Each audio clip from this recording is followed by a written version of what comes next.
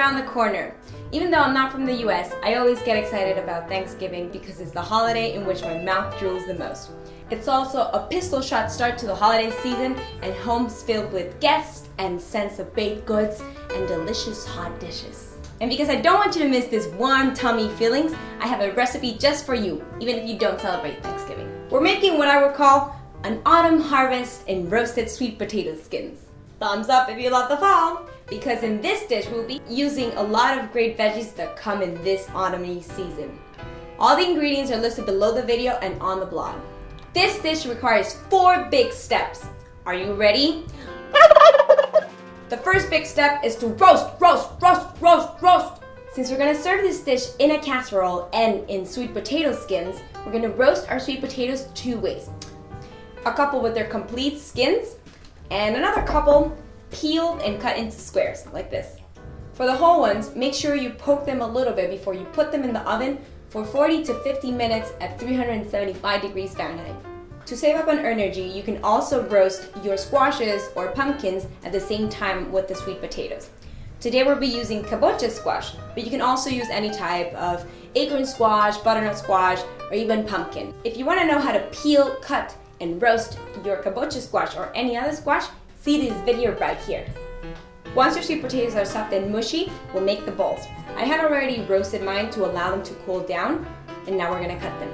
So slice your sweet potatoes in half, and now with a spoon, scoop out most of the sweet potatoes meat while leaving a thin layer of it inside.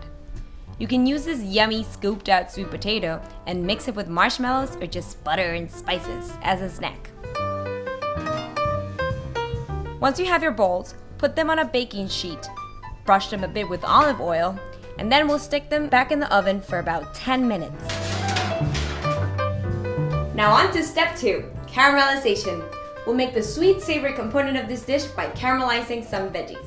And our special fall guest coming straight out of Brussels goes first. Chop your clean Brussels sprouts in half, like this. I previously boiled them for about 5 or so minutes and then gave them a cold shower, just so they could be a bit tender. Now we'll cut our onions and mushrooms, both in big slices.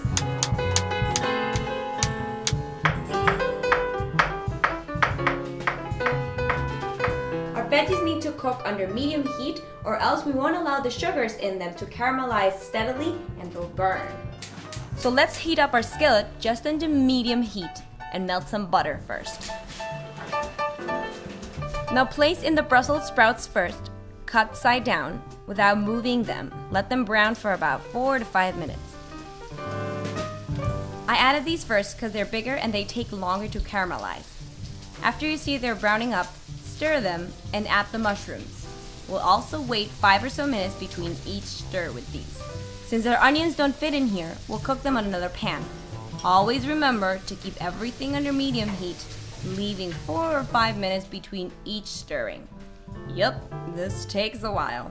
But in the meantime, you can start doing step number 3, which is to saute your squashes. We'll do this in a separate skillet with olive oil and mixing in our sweet potatoes and our kabocha. Sauteing everything until it looks like this.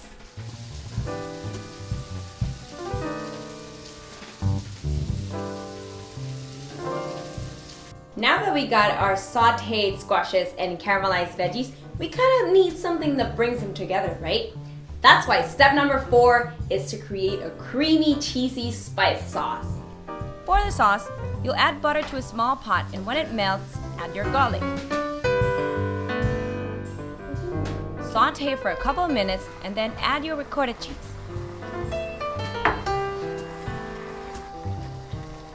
Now your smelly cheese and stir. I'm using today truffled cheese, but you can use also blue cheese or some types of goat cheese. Spice it up with some thyme, sage, cardamom, ground pepper, and salt. Finally, we'll also add a bit of water just so we have enough sauce, and let everything soak in the good flavors for some minutes. Now we're gonna finish by putting all of our creations together. I'll mix everything in a bowl, the caramelized parts, the sauce, and the sweet potatoes and kabocha. To serve in the sweet potato bowls, just scoop some of the mix out, filling your bowls and pouring a bit more of the creamy sauce on top.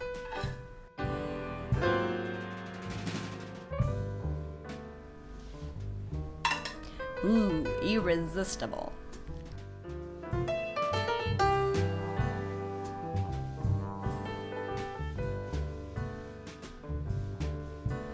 Whew, how's that for a Thanksgiving workout? Even though this type of dishes may take long, just imagining how happy you will be when I share it with friends and family makes it all worth it. Hope you like this recipe and remember to subscribe. Happy Thanksgiving from La Cooquette.